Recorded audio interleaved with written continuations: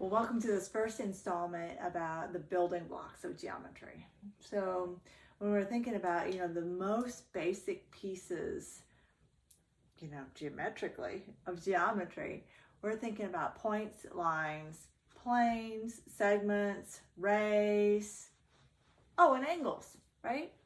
So we need to kind of think about and wrap our head around what some of those, the most basic pieces of those are. So we're going to start by looking at points and lines, right?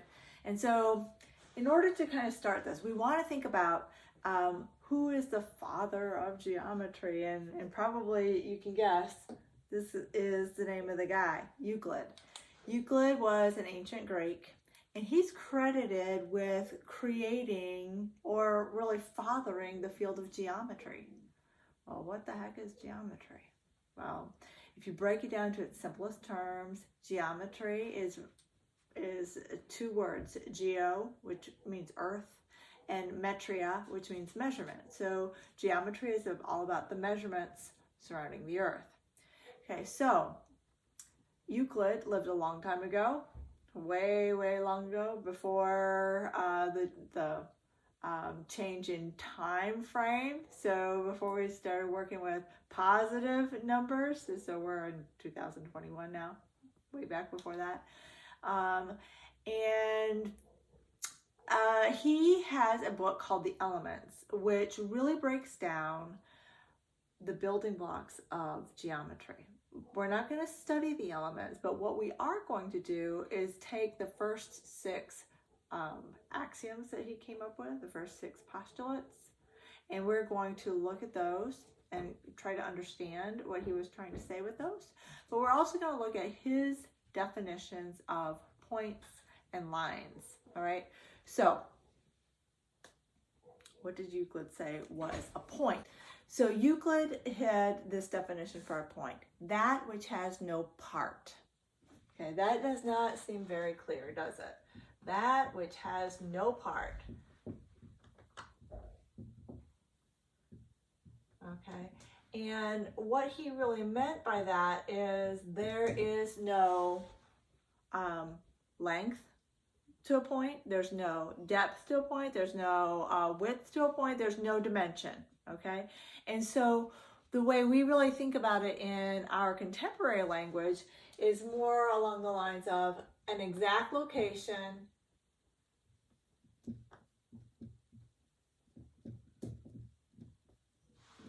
with no size. Okay, so now think about what you know about points. Go back to a coordinate plane. If you were to plot a point on a coordinate plane, you would be able, you would represent it with a little dot, but that point actually has no length, no width, no depth. It's just a precise location on the plane. And that's what we think about when we think about a point. All right. Now, a line.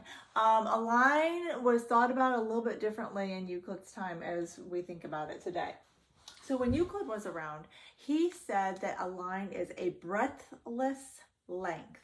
Okay, and what that's saying is something that extends like one dimension.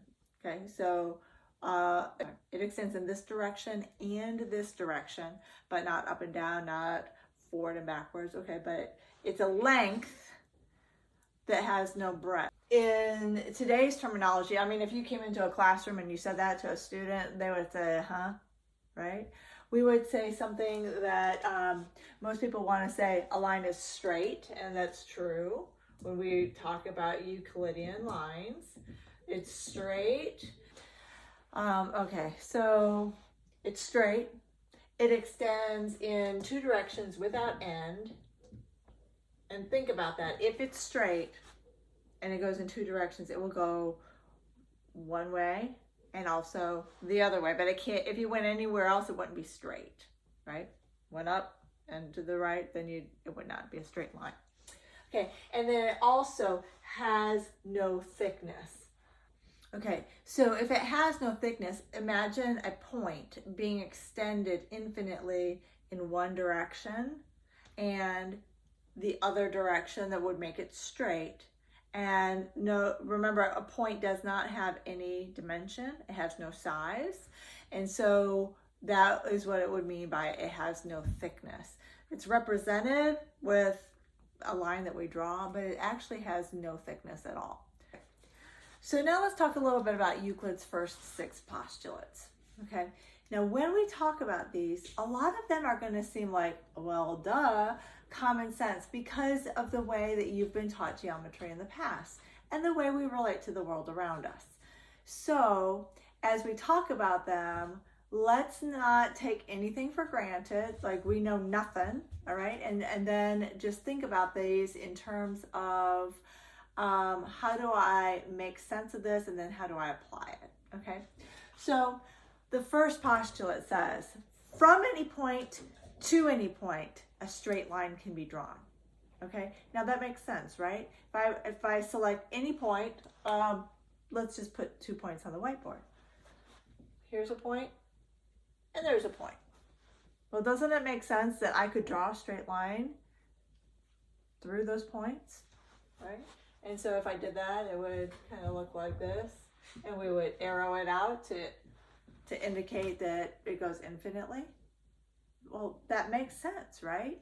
And it should make sense. This is the way that you've always been taught, and this is the way that we pretty much relate to the world around us. So let's go ahead and put that on the board. Okay, now the second thing, this kind of illuminates the fact that Euclid didn't really think about a line exactly the way we do, okay? So Euclid's second postulate says this. Euclid says, a limited straight line can extend continuously. Okay, so what do you think about when you hear those words? And I'm going to write that down. So what do you think about? What do you think about when it says a limited straight line? We have another word for that, don't we? We usually call those segments. So those are pieces of lines. So if we are thinking about this piece of this postulate, oh, I should say line in there, line. Okay. When I'm thinking about that as saying a segment can extend continuously, well, draw yourself a segment, okay? Here's a segment. And then could I extend it indefinitely to the left and the right?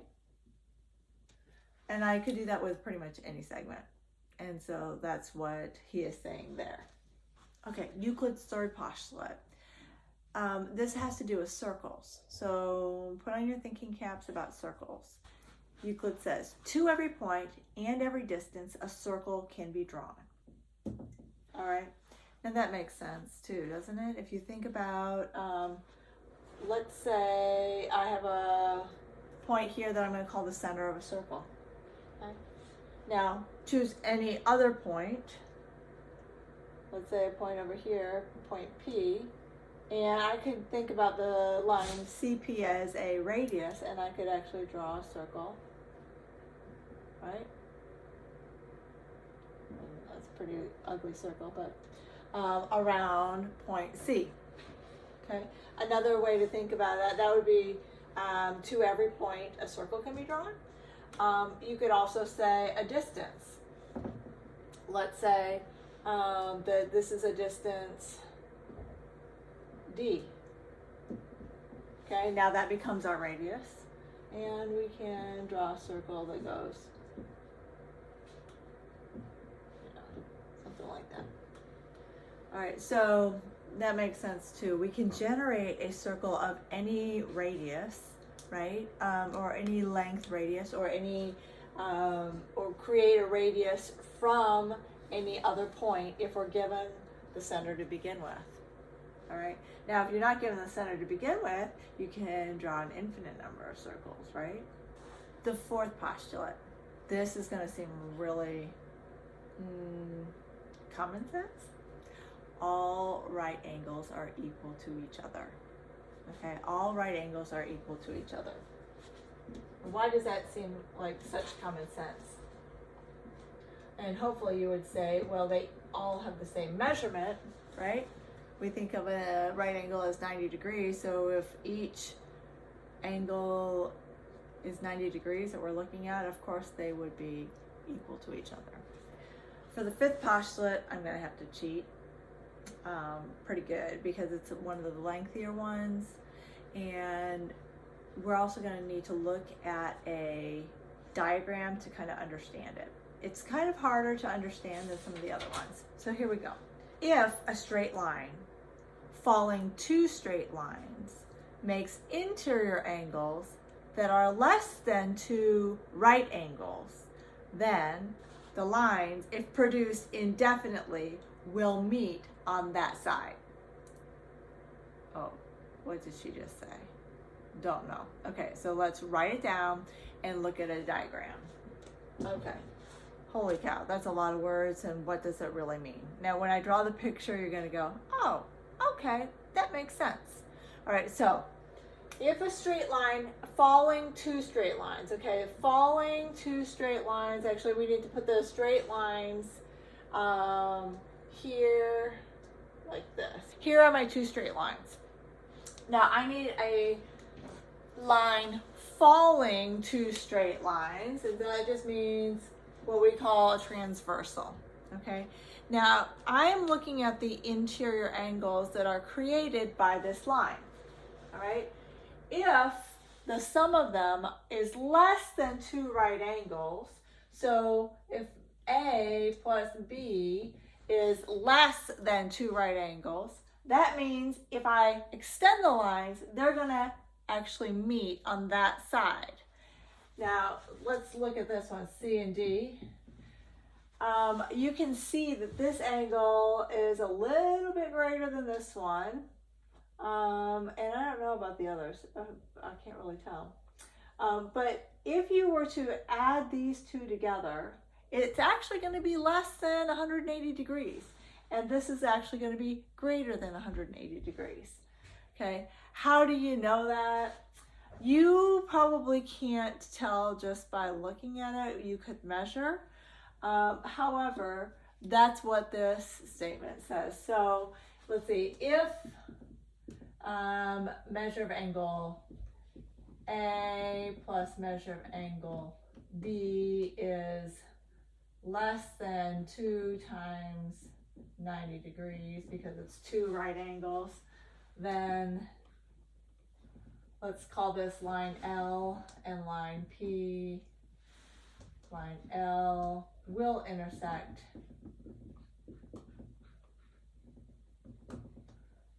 line P.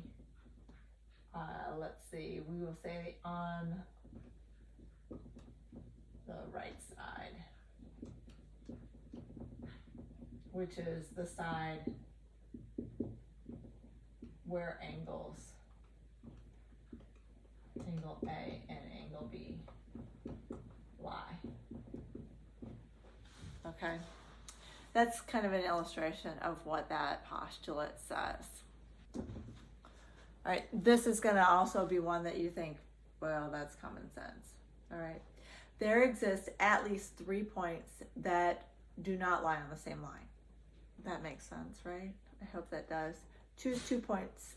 Okay, we already said that if I choose any 2 points, I can draw a line through them, right? Okay, so here's a line through them.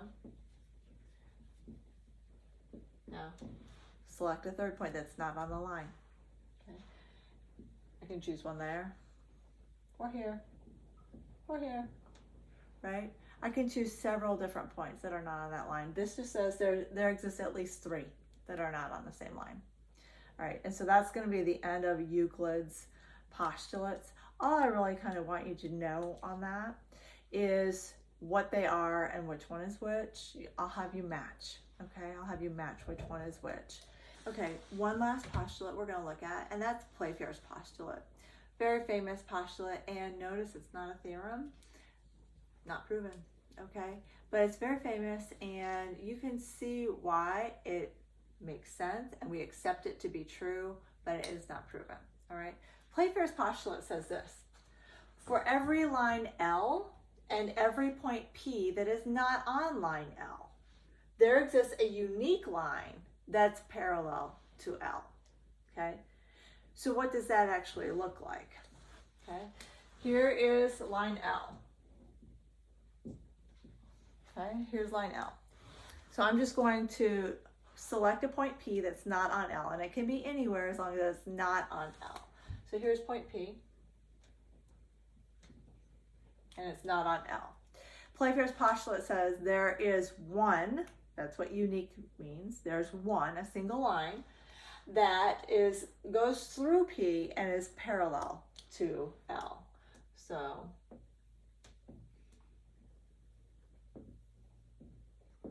something that looks like this is true according to Playfair's postulate, and then I can say there's only one, and those markings there, those double arrows, that just means that these lines are parallel. Okay, we're going to get more into notation a little bit later, but that's the last of the postulates. Okay, we're not done with like the nitty-gritty bits and pieces, but that's the last of the postulates. See you next time.